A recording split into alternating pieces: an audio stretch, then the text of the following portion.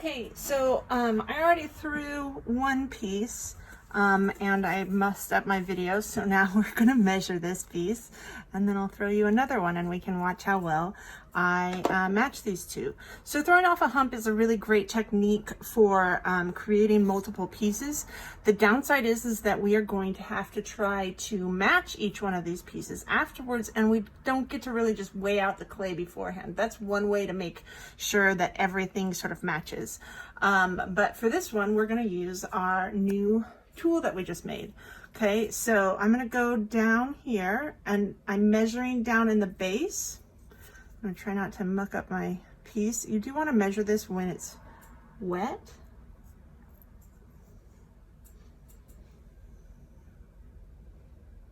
Okay, so it looks like I could have actually gone a little bit lower on that, and if I want to be precise about my measurements, or I will just make all of my other cups exactly the right height, exactly this height, just for ease of use. Otherwise I need to go back and drill another hole in there, which I don't really want to do. So I'm going to put this one in here, and then I'm going to match my pieces to that because that's pretty close.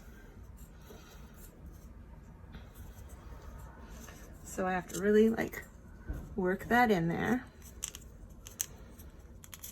Okay, now the next thing that I'm going to do is, so I'm going to use my point as one measurement. So this goes right into the center. And then I'm going to measure from wall to wall. Okay, and you want to be as precise as possible.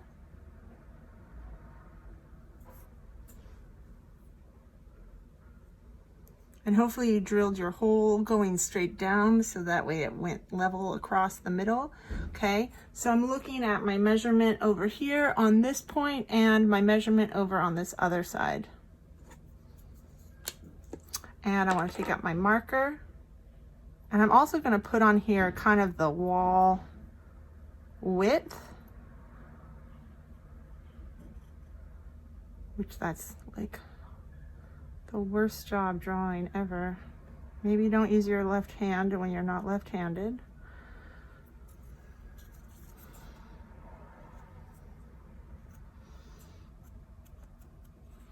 Okay, so I'm just gonna drag that around so that it's a little bit more obvious all the way around. Okay, so now I have a measurement of both my wall width. I have the exterior and interior measurement. Okay, so there's my interior measurement on the inside of that black line, and my exterior measurement is on the outside of that black line. Okay, and then I have a way to actually hold it that's not going to be super funky, which is cool.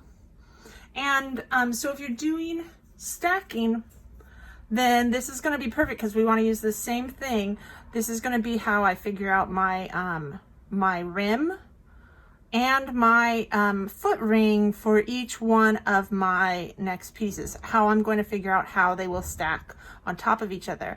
Now, if we're doing nesting, then you're actually going to go out and say okay, if I need to make it this much different each time, then you'll make different marks going out. So let's say we need everything to be a whole ½ inch larger each time.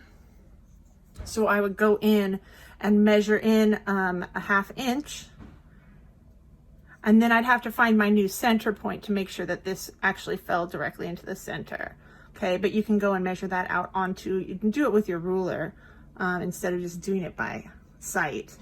And that way we can do, each time we make a new thing, see, I could move my piece over and now that's in the center of that larger piece. Now that's if we want to have a shape that's kind of pyramiding up. Otherwise, then you also are going to need to change your depth too, if you want to have all of your rims even. Okay, so you're measuring when you're doing stacking or nesting. You are always measuring your interior shape, your exterior shape, and then to top it all off, if we want to be really good about it, we'll also measure our height overall. just so you have enough for your foot ring. So if you're getting, now this is the height that I worry the least about in my process because I might have a thicker foot. So as long as my interior shape is right, then I'm pretty much going to be in business. My exterior I can check afterward. This is a good measurement to have after we've trimmed our piece. In your notebook, so you want to journal this. In your notebook, you want to make sure that you've noted, so don't just rely on not losing your tool. You want to make sure that you have noted this about so write down the width, write down the height, so that way if you make a mistake and something happens to your pot, you actually have an opportunity to come back and fix it. So right now, this is a little bit taller than what I need, but I think instead of going back and fixing my piece, I'd rather just go, or fixing my tool, I think I'd rather just make more that match this. Okay, so we're gonna have 5 pieces that are either nesting or stacking.